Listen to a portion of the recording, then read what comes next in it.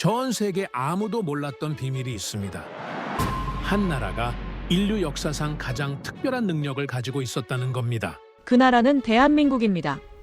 명령 없이 움직이는 능력, 통제 없이 협력하는 능력, 규칙 없이 질서를 만드는 능력이었죠. 전문가들은 불가능하다고 했습니다. 이론상 존재할 수 없다고 했어요.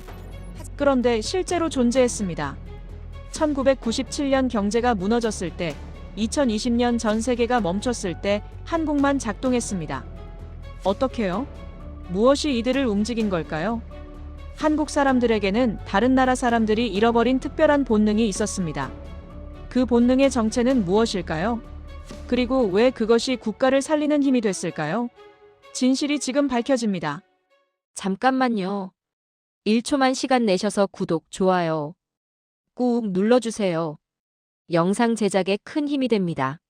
자, 그럼 시작할게요. 10일, 이 숫자가 두 나라의 운명을 갈랐습니다. 젓가락 두 개가 나란히 선 모습이죠. 한국과 일본, 겉보기엔 똑같아 보입니다. 그런데 그 안을 들여다보면 완전히 다릅니다. 하나는 섰고 하나는 나눕니다. 하나는 넘고 하나는 긋습니다. 그 차이가 역사를 바꿨습니다. 저는 데이비드 톰슨입니다. 국제문화심리연구소 소장이죠. 하버드 사회심리학 박사 출신이고 CIA 아시아 전략분석실에서 15년, UN 자문관으로 8년을 일했습니다. 30년 가까이 동아시아 집단 심리를 연구해왔죠. 그런 제가 단언합니다. 한국만큼 특별한 나라는 없었습니다. 한국 사람들은 선을 넘습니다. 일본 사람들은 선을 긋죠. 이 차이를 처음 발견한 건 28년 전이었습니다. 도쿄 거리에서 트럭이 짐을 쏟았습니다. 과일 상자들이 길바닥에 흩어졌죠. 차가 막히기 시작했습니다. 그런데 놀라운 일이 벌어졌습니다. 아무도 돕지 않았습니다. 지나가던 사람들은 그냥 걸어갔습니다. 운전자들은 기다렸죠. 누구 하나 나서지 않았습니다. 30분이 지나서야 청소 담당자가 왔습니다. 저는 생각했습니다. 이게 질서입니까?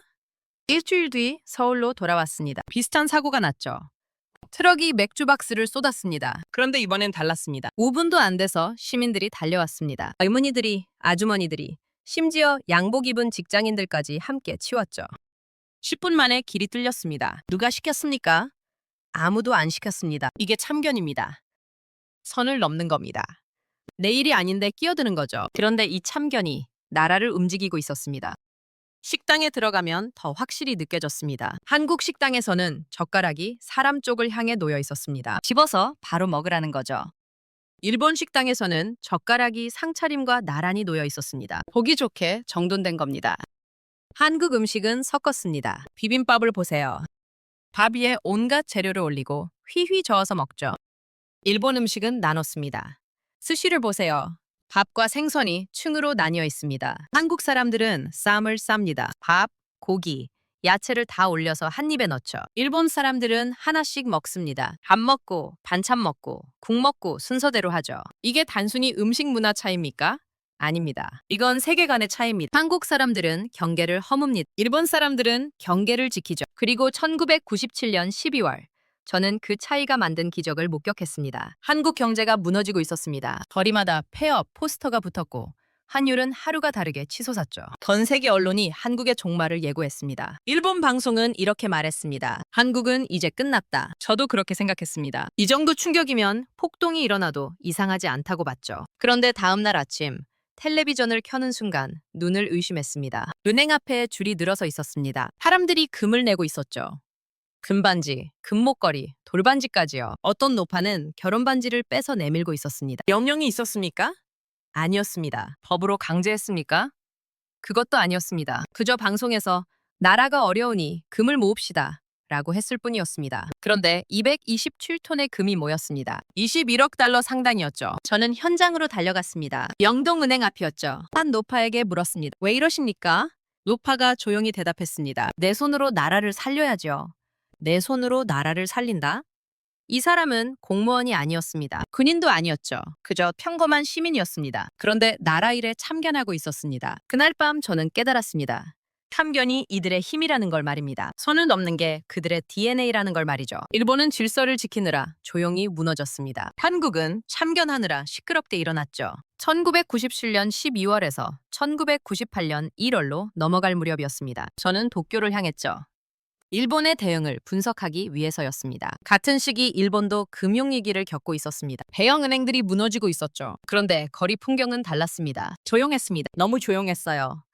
아침 8시 신주쿠 지하철역이었습니다. 출근 시간이었죠. 수천 명이 플랫폼에 서 있었습니다. 그런데 소리가 없었어요. 아무도 말하지 않았습니다. 전화하는 사람도 없었죠. 모두가 정확히 줄을 섰습니다. 선 밖으로 나가는 사람이 한 명도 없었어요. 전철이 들어왔습니다. 문이 열리는 순간에도 밀치는 사람이 없었죠. 질서 정연하게 타고 내렸습니다. 완벽했습니다. 기계처럼 정확했어요. 저는 메모했습니다. 무너져도 줄을 선다. 서울 지하철이 떠올랐습니다. 누군가 물건을 떨어뜨리면 달려가 주었죠. 할머니가 계단을 올라가면 누군가 짐을 들어줬습니다. 조용하지만 참견했어요. 질서라기보다는 흐름이었습니다. 일본은 달랐습니다. 질서 그 자체였죠. 점심시간이 되어 식당에 들어갔습니다. 회사원들이 앉아 있었어요. 각자 도시락을 먹고 있었습니다. 혼자 먹고 있었습니다. 옆 사람과 나누지 않았어요. 말도 거의 하지 않았죠. 한 직장인이 일어났습니다. 자판기로 갔어요. 500엔을 넣고 커피를 뽑았습니다. 거스름돈이 떨어졌죠. 그는 돈을 챙기고 자리로 돌아왔습니다. 끝이었어요. 뒤에 동료가 기다리고 있었는데도 말입니다. 너도 하나 뽑아? 라고 하지 않았어요. 그 동료는 다시 돈을 넣었습니다. 와리깡이었습니다. 1인당 정확히 계산하는 문화죠. 서울에서는 달랐습니다. 1,000원 넣으면 야 너도 먹어? 하며 여러 개를 뽑았죠. 그게 당연했어요. 참견이었습니다. 일본에는 그런 게 없었습니다. 저녁에 정부 브리핑을 참관했습니다. 대장성 관료가 발표했죠. 우리는 변화를 서두르지 않겠습니다. 질서 있게 대응하겠습니다. 시민 인터뷰도 비슷했습니다. NHK 뉴스였죠. 힘들지만 기다리겠습니다. 정부를 믿습니다. 기다린다? 그냥 기다린다고요. 한국에서는 시민들이 은행으로 달려갔습니다. 금을 들고 말이죠. 일본에서는 집에서 조용히 기다리고 있었어요. 참견하지 않았습니다. 선을 넘지 않았죠. 호텔로 돌아왔습니다. 복도를 걷는데 옆방에서 소리가 들렸습니다. 다다이마. 다녀왔습니다. 라는 뜻이죠. 그런데 이상했습니다. 그 방은 1인실이었어요. 혼자 사는 사람이 빈집에 대고 말하고 있었습니다. 나중에 알았습니다. 일본에서는 집에 돌아오면 반드시 다다이마라고 한다는 걸 말이죠. 집에 아무도 없어도요. 왜 그럴까요? 불안 때문이었습니다. 지진이 많은 나라입니다. 쓰나미가 오는 나라죠. 언제 무너질지 모릅니다. 그래서 규칙을 만듭니다. 돌아오면 다다이마, 집에 있으면 오카에리라고 대답하는 거죠. 그 규칙이 안심을 줍니다. 규칙이 불안을 통제하는 겁니다. 다음 날 아침 산책을 나왔습니다. 공원에 노인들이 앉아 있었어요. 벤치에 한 명씩 떨어져 앉아 있었습니다. 말을 걸지 않았습니다. 서로 쳐다보지도 않았죠. 각자 신문을 보거나 명상을 했습니다. 한국 공원이 떠올랐습니다. 할아버지들이 모여 있었죠. 바둑도 두고 이야기도 나눴습니다. 함께 있었어요. 일본은 혼자였습니다. 각자 떨어져 있었죠. 저는 혼란스러웠습니다. 처음에는 이게 질서라고 생각했어요. 선진국의 모습이라고 봤죠. 그런데 지금은 달라 보였습니다. 이게 정말 질서입니까? 아니면 단절입니까? 한국에서 들었던 노파의 목소리가 떠올랐습니다. 내 손으로 나라를 살려야죠. 일본에서는 그런 말을 들을 수 없었습니다. 모두가 자기 역할만 했어요. 선을 넘지 않았습니다. 참견하지 않았죠. 정부가 할 일, 회사가 할 일, 내가 할 일이 나뉘어 있었습니다. 경계가 분명했어요. 한국은 달랐습니다. 경계가 없었죠. 나라 일이 곧 내일이었습니다. 남의 일도 내일이었어요. 그날 밤 저는 보고서를 쓰다가 멈췄습니다. 저는 평생 질서를 믿었습니다. 규칙이 사회를 안전하게 만든다고 배웠죠. 일본이야말로 이상적인 시스템이라고 생각했습니다. 그런데 지금 제 앞에 펼쳐진 광경은 뭡니까? 질서 속에서 사람들이 멈춰 있었습니다. 규칙 속에서 혼자 있었어요. 안전했지만 연결되지 않았습니다. 한국은 혼돈 속에서 움직이고 있었습니다. 함께였죠. 불안전하지만 살아 있었어요. 저는 창밖을 바라봤습니다. 도쿄의 불빛이 반짝이고 있었죠. 아름다웠습니다. 정돈도 있었어요. 그런데 차가웠습니다. 서울의 혼돈이 그리워졌습니다. 시끄러웠지만 따뜻했던 그곳이요. 질서가 위기를 막는 게 아니었습니다. 위기가 질서를 시험하고 있었어요. 그리고 일본의 질서는 그 시험에서 얼어붙었습니다. 도쿄에서 일주일을 보내고 서울로 돌아왔습니다. 1998년 1월 중순이었죠. 거리는 여전히 혼란스러웠습니다. 그런데 이상하게도 안심이 됐어요. 시끄러운 게 편했습니다. 점심시간이 되어 식당에 들어갔습니다. 작은 한식당이었죠. 메뉴판을 보다가 비빔밥을 주문했습니다. 음식이 나왔습니다. 돌소주였어요. 밥 위에 온갖 재료가 올라가 있었습니다. 고추장이 한쪽에 놓여 있었죠. 주인 아주머니가 말했습니다. 비벼 드세요. 저는 숟가락을 들었습니다. 휘휘 저었죠. 밥과 나물과 고추장이 하나로 합쳐졌습니다. 순간 깨달았습니다. 이게 그들의 철학이구나. 섞는 겁니다. 나누지 않고 합치는 거죠. 도쿄에서 먹었던 덮밥이 떠올랐습니다. 규동이었어요. 밥 위에 고기가 얹어져 있었습니다. 층이 나뉘어 있었죠. 일본 사람들은 밥 한 입, 고기 한 입, 이렇게 먹었습니다. 따로따로 맛을 봤어요. 섞지 않았습니다. 스시도 그랬습니다. 밥과 생선이 층으로 분리돼 있었죠. 보기 좋게 정돈돼 있었습니다. 한국은 달랐습니다. 비볐어요. 썼습니다. 말았죠. 저녁에는 삼겹살집에 갔습니다. 현지 직원과 함께였어요. 고기가 구워주자 그가 말했습니다. 쌈 드세요.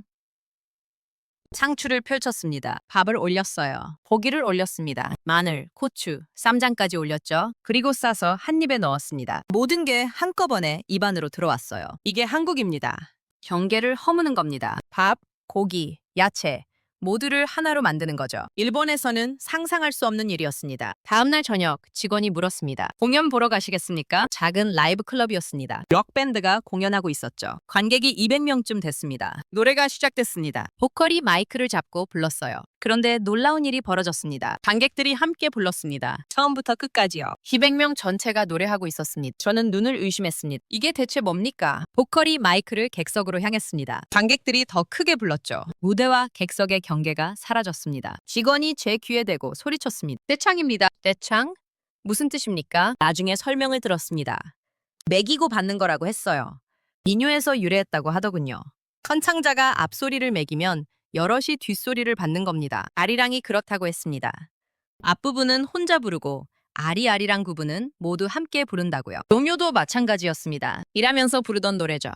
한 사람이 매기면 여럿이 받았습니다. 이게 현대 공연까지 이어진 겁니다. 도쿄에서는 달랐습니다. 공연장은 조용했어요. 노래가 끝나야 박수를 쳤습니다. 함께 부르는 사람이 거의 없었죠. 저는 직원에게 물었습니다. 언제부터 이랬습니까? 그가 웃으며 대답했습니다. 옛날부터요. 우리는 원래 이래요. 원래 이렇다? 그럼 이건 문화가 아니라 본능이란 말입니까? 2010년 흥미로운 사건이 있었다고 들었습니다. 미국 래퍼 에미넴이 일본과 한국을 순회 공연했죠. 일본 공연에서 그는 당황했다고 합니다. 관객들이 조용했어요. 랩을 따라 부르지 않았습니다. 호응이 없었죠. 에미넴은 화가 났다고 합니다. 며칠 뒤 한국 공연이 있었습니다. 관객들이 랩 가사를 전부 따라 불렀어요. 영어 가사인데도 말입니다. 함께 뛰고 소리치고 노래했죠. 에미넴은 감동했다고 합니다. 무대에서 하트를 그렸어요. 한국 최고라고 외쳤습니다. 같은 공연, 다른 반응이었습니다. 왜 그럴까요? 저는 그날 밤 깨달았습니다. 일본 사람들은 선을 지킵니다. 무대는 무대고 객석은 객석이죠. 경계가 분명합니다.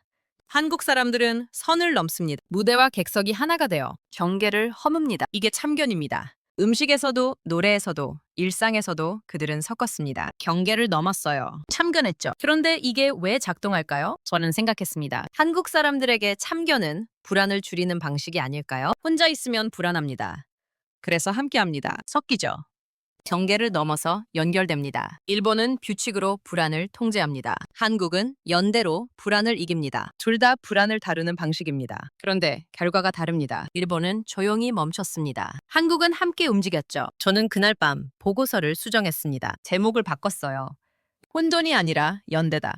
질서보다 신뢰가 강했습니다. 규칙보다 관계가 작동했어요. 그들은 섞으며 살아남았습니다. 그로부터 22년이 흘렀습니다. 2020년 1월이었죠. 저는 이제 52세였습니다. UN 재난자문관으로 일하고 있었어요. 세계 각국의 위기 대응을 분석하는 게 제 일이었습니다. 그런데 이번 위기는 달랐습니다. 전 세계가 동시에 멈춰버렸습니다. 보이지 않는 바이러스 하나가 인류를 정지시켰죠. 2월 중순 보고서들이 쏟아졌습니다. 유럽 공항들이 폐쇄됐어요. 이탈리아 밀라노 거리가 텅 비었습니다. 프랑스 파리도 마찬가지였죠. 미국 뉴욕에서는 약탈이 일어났습니다. 슈퍼마켓 선반이 비었어요. 사람들이 화장지를 사재기했죠. 일본 도쿄는 조용했습니다. 너무 조용했어요.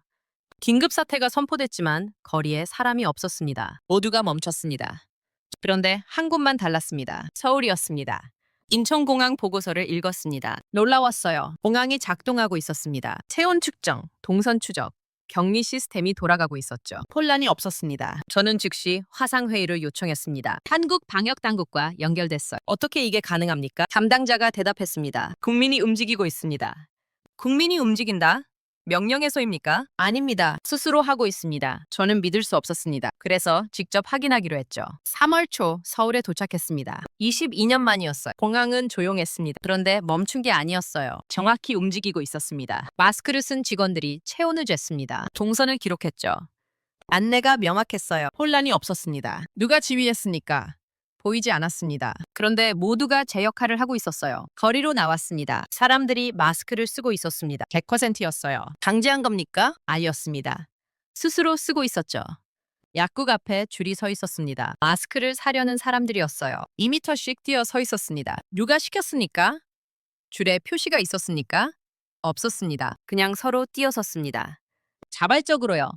저는 한 중년 남성에게 물었습니다. 왜 이렇게 떨어져 섭니까? 그가 당연하다는 듯 대답했습니다. 서로 안전해야죠. 서로 안전해야 한다. 이게 참견입니다. 내가 안전하려면 네가 안전해야 한다는 거죠. 병원을 방문했습니다. 의료진이 쉬지 않고 일하고 있었어요. 자원봉사자들이 도왔습니다. 누가 모집했습니까? 온라인에 글 올렸습니다. 그냥 모였어요. 그냥 모였다고요? 택배기사를 만났습니다. 하루 16시간 일한다고 했어요. 힘들지 않습니까? 그가 웃으며 말했습니다. 지금 안 하면 언제 합니까? 배달앱을 열었습니다.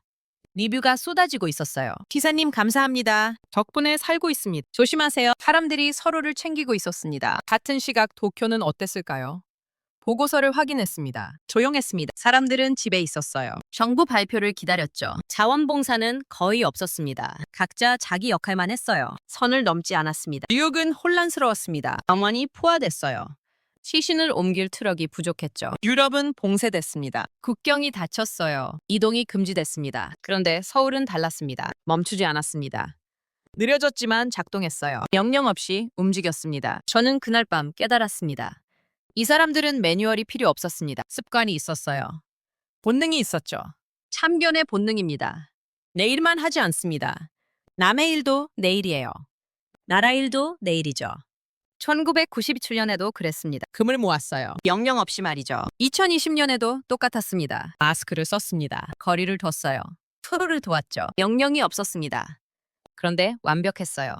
질서로 멈춘 세상에서 신뢰로 움직인 유일한 나라였습니다. 저는 그날 밤 보고서를 썼습니다. 제목은 이랬습니다. 법령 없는 나라의 작동 원리. 이 나라는 살아있는 유기체였습니다. 2020년 3월부터 5월까지 저는 서울에 머물렀습니다. UN 보고서를 작성하기 위해서였죠. 그런데 이상한 일이 벌어지고 있었습니다. 거리두기라는 정책이 시행되고 있었어요. 사람들은 2m씩 떨어져 있어야 했습니다. 모임은 금지됐죠. 접촉을 최소화하라고 했어요. 떨어지라는 겁니다. 그런데 역설적이게도 사람들은 더 가까워지고 있었습니다. 어느 날 아침 산책을 나갔습니다. 아파트 단지였어요. 문 앞에 비닐봉지가 놓여 있는 걸 봤습니다. 다가가서 보니 손편지가 붙어 있었어요. 혼자 사시는 거 알아서 반찬 좀 만들었어요. 드세요. 이름도 없었습니다. 그냥 이웃이 놓고 간 겁니다. 누가 시켰습니까? 아무도 안 시켰어요. 마트 앞에서는 다른 장면을 봤습니다. 마스크가 입고됐다는 소식이 퍼졌죠. 사람들이 줄을 섰어요. 그런데 한 청년이 뒤로 물러섰습니다. 어르신 먼저 사세요. 노인이 먼저 샀습니다. 청년은 마지막 순서가 됐어요. 마스크가 떨어질 수도 있었습니다. 그런데 그는 괜찮다는 표정이었죠. 온라인 커뮤니티를 들여다봤습니다. 게시판마다 자원봉사 모집글이 올라와 있었어요. 공공병원 방역 도와주실 분, 독거노인 장보기 해주실 분, 마스크 배송 도와주실 분. 댓글이 달렸습니다. 제가 하겠습니다. 시간 맞춰서 갈게요. 필요하면 언제든 연락 주세요. 누가 돈을 줍니까? 아무도 안 줬어요. 보상이 있습니까? 없었습니다. 그냥 했습니다.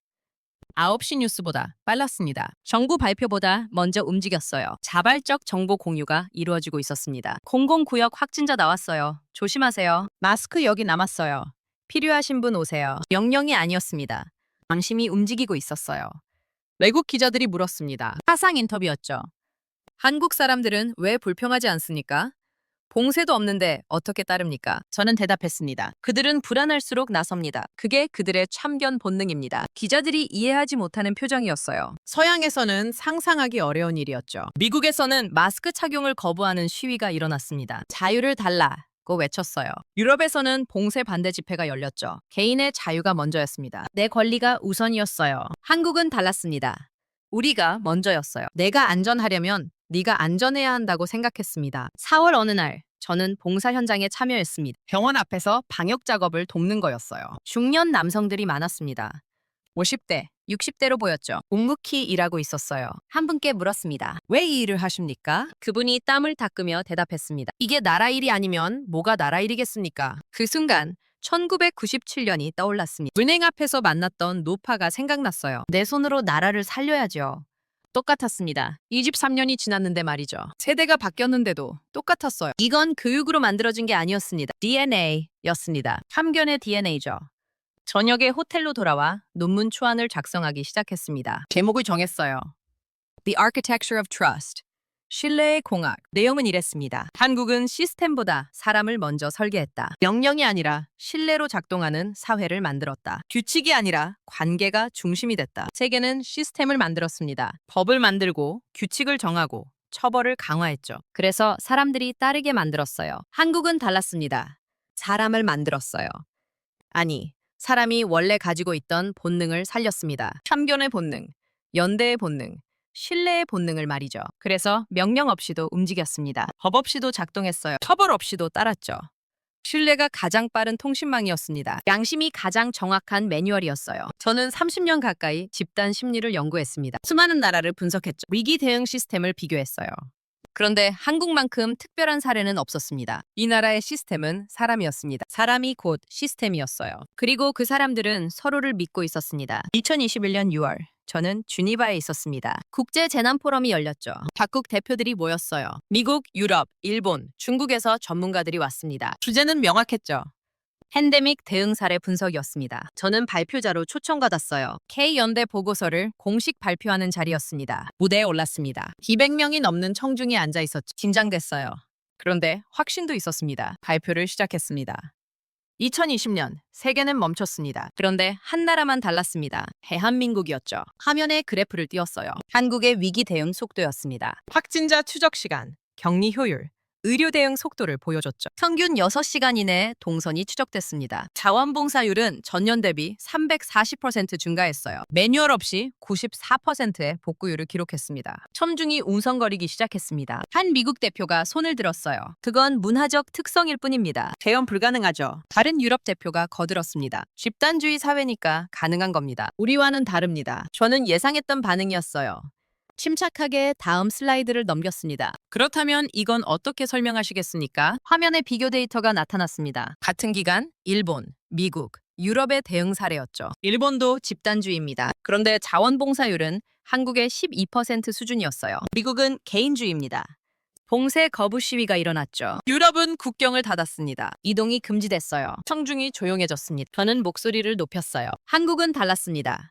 봉쇄 없이 작동했어요. 강제 없이 움직였습니다. 명령 없이 협력했죠. 슬라이드를 넘겼습니다. 1997년 근무기 사진이 나왔어요. 23년 전에도 똑같았습니다. 명령 없이 350만 명이 움직였어요. 227톤의 금을 모았습니다. 누가 시켰습니까? 아무도 안 시켰어요. 다시 넘겼습니다. 2020년 마스크 줄 서는 사진이었죠. 2020년에도 똑같았습니다. 법으로 강제하지 않았어요. 그런데 착용률이 99%였습니다. 어떻게 이게 가능합니까? 청중이 집중하기 시작했어요. 저는 마지막 슬라이드를 띄웠습니다. 답은 간단합니다. 그들은 통제받지 않았습니다. 그러나 서로를 신뢰했어요. 잠시 멈췄습니다. 회의장이 조용했죠. 목소리에 힘을 실었습니다. 이제 인류가 배워야 할 시스템은 명령이 아니라 참여입니다. 통제가 아니라 신뢰죠. 규칙이 아니라 연대입니다. 그 순간 한 사람이 일어났습니다. 박수를 치기 시작했어요. 그 다음 2명이 일어났습니다. 곧 전체가 일어났죠. 기립박수였습니다. 발표가 끝나고 기자회견이 열렸어요. 한 기자가 날카롭게 물었습니다. 톰슨 박사님, 당신은 이제 한국 편입니까? 저는 잠시 생각했습니다. 그리고 천천히 대답했어요. 아니요. 저는 진실의 편입니다. 그리고 진실은 한국 쪽에 있더군요. 회의장이 웃음으로 가득 찼습니다. 그런데 저는 웃지 않았어요. 진심이었으니까요. 그날 저녁 주니바 공항으로 향했습니다. 비행기를 기다리며 창밖을 바라봤죠. 1997년 12월이 떠올랐습니다. 30살의 젊은 분석관이었던 제가 서울에서 만났던 노파 말이에요. 내 손으로 나라를 살려야죠.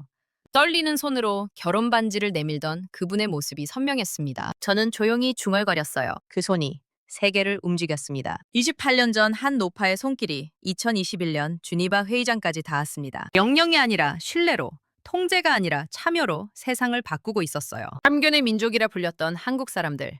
그들이 인류에게 새로운 길을 보여주고 있었습니다. 저는 그 증인이 됐습니다. 지니바 포럼이 끝나고 3개월이 지났습니다. 2021년 9월이었죠. 제 연구실 이메일함이 터질 것 같았어요. 전 세계에서 문의가 쏟아지고 있었습니다. 미국 국방연구소에서 연락이 왔습니다. K연대 보고서를 군 훈련 프로그램에 적용하고 싶습니다. 유럽 미기관리국에서도 메일을 보냈어요. 한국 모델을 연구하고 싶습니다. 자문해 주실 수 있습니까? 중동 재건기구, 아프리카 NGO, 남미 재난센터까지 요청이 들어왔습니다. 모두가 한국식 시스템을 배우고 싶어 했죠. 일본 언론도 움직이기 시작했습니다. 아사히 신문 헤드라인을 봤어요. 질서보다 빠른 신뢰, 한국 모델의 충격. 28년 전 한국은 이제 끝났다고 보도했던 그 언론이었습니다. 이제는 배우려 하고 있었어요. 10월 독일 정부에서 공식 발표를 했습니다. 자발적 시민 협력 시스템을 도입하겠습니다. 한국 사례를 참고했습니다. 중동 한 NGO는 더 구체적이었어요. 한국식 현장 네트워크 훈련을 전 직원에게 실시하겠습니다. 세계가 움직이기 시작했습니다. 한국을 보고,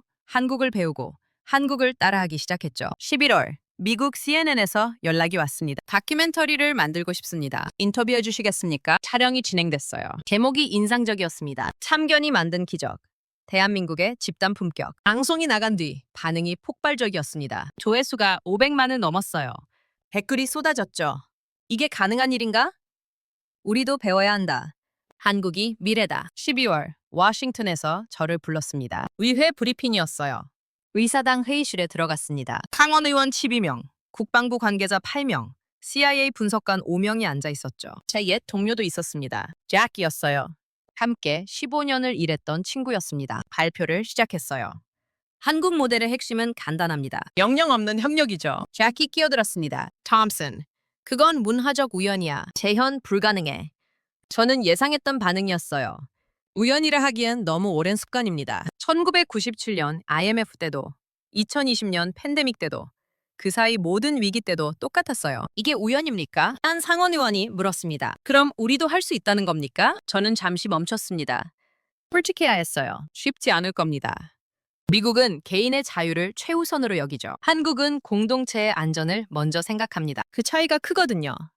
회의실이 조용해졌습니다. 저는 계속했어요. 하지만 배울 수는 있습니다. 시스템이 아니라 철학을 배우는 겁니다. 명령이 아니라 신뢰를 만드는 거죠. 통제가 아니라 참여를 유도하는 겁니다. 국방부 관계자가 메모하기 시작했어요. CIA 분석관들도 고개를 끄덕였습니다. 브리핑이 끝났습니다. 잭이 다가왔어요.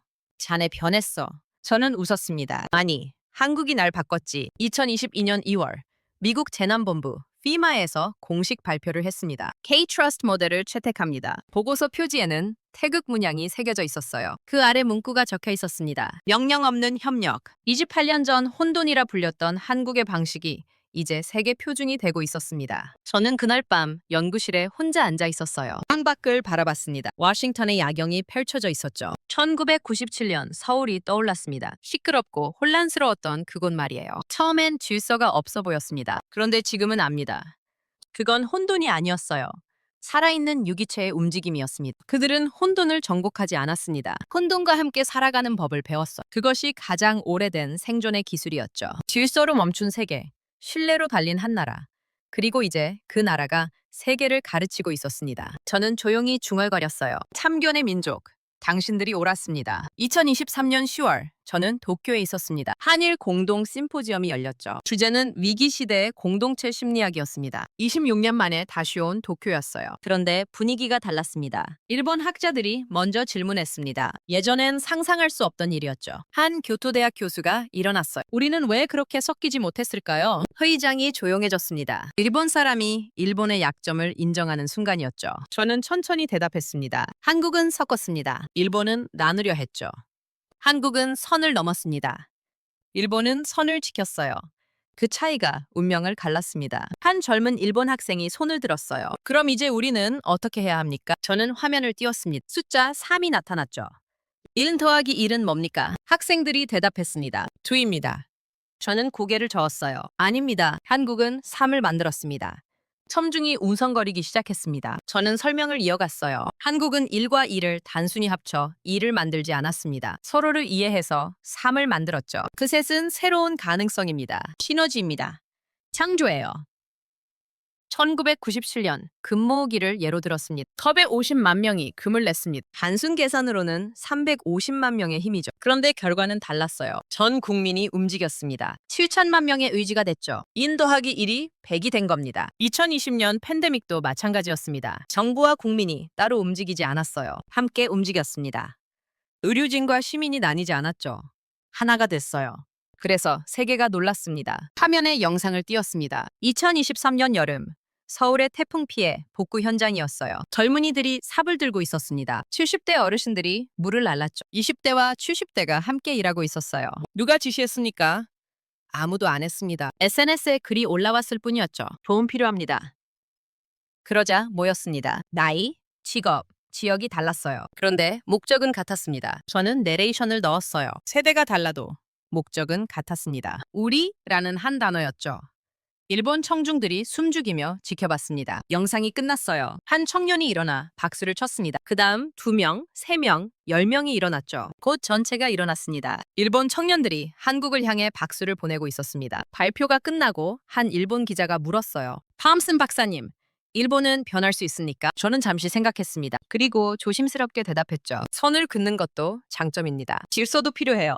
다만 선을 넘을 때를 알아야 합니다. 위기가 왔을 때는 선을 넘어야 하죠. 심포지엄이 끝나고 공항으로 향했습니다. 택시 안에서 창밖을 바라봤어요. 도쿄는 여전히 아름다웠습니다. 깨끗하고 정돈돼 있었죠. 그런데 이제는 부럽지 않았어요. 서울이 그리웠습니다. 시끄럽고 복잡하지만 따뜻한 그곳 말이에요. 비행기에 올랐습니다. 이륙을 기다리며 눈을 감았죠. 1997년 12월이 떠올랐습니다. 26년 전 그날 명동은행 앞에서 만났던 노파의 목소리가 들렸어요. 내 손으로 나라를 살려야죠. 떨리는 손으로 결혼 반지를 내밀던 그 순간이 선명했습니다. 저는 조용히 중얼거렸어요. 이제 그 나라가 세상을 살리고 있습니다. 비행기가 이륙했습니다. 창밖으로 도쿄가 작아져갔죠. 2시간 뒤면 서울이었습니다. 서울 상공에 도착했어요. 해가 지고 있었습니다. 도시의 불빛이 반짝이기 시작했죠. 어디선가 태극기가 보였습니다. 저녁바람에 펄럭이고 있었어요. 저는 그 순간 깨달았습니다. 나는 28년 동안 한국을 분석했습니다. 데이터를 모았고 보고서를 썼죠. 이론을 만들었어요. 그런데 이제는 압니다. 한국은 분석의 대상이 아니었습니다. 배움의 대상이었어요. 저는 CIA 분석관으로 왔습니다. 냉정한 관찰자였죠. 그런데 지금은 제자가 됐습니다. 참견의 민족이라 불렸던 사람들, 선을 함부로 넘는다고 비난받았던 사람들, 질서가 없다고 조롱당했던 사람들이 세상에 새로운 길을 보여주고 있었습니다. 역량 없는 협력, 통제 없는 신뢰, 규칙 없는 질서를 만들어냈습니다. 그리고 이제 그들의 방식이 세계 표준이 되고 있었어요. 비행기가 착륙했습니다. 인천공항이었죠. 26년 전 김포공항에 처음 도착했을 때가 떠올랐습니다. 그때 저는 혼란을 봤어요. 지금은 생명을 봅니다. 그때 저는 무질서를 봤어요. 지금은 자유를 봅니다. 그때 저는 약점을 봤어요. 지금은 힘을 봅니다. 공항을 빠져나왔습니다. 서울의 밤 공기가 느껴졌어요. 시끄러웠습니다. 사람들이 떠들고 웃고 서두르고 있었죠. 아름다웠습니다. 저는 마지막으로 중얼거렸어요. 나는 한국을 존경합니다. 그리고 그 순간 제 심장이 뛰는 소리가 들렸습니다. 한국의 심장 박동과 같은 리듬이었죠. 참견의 민족, 오늘도 세계를 움직이고 있었습니다.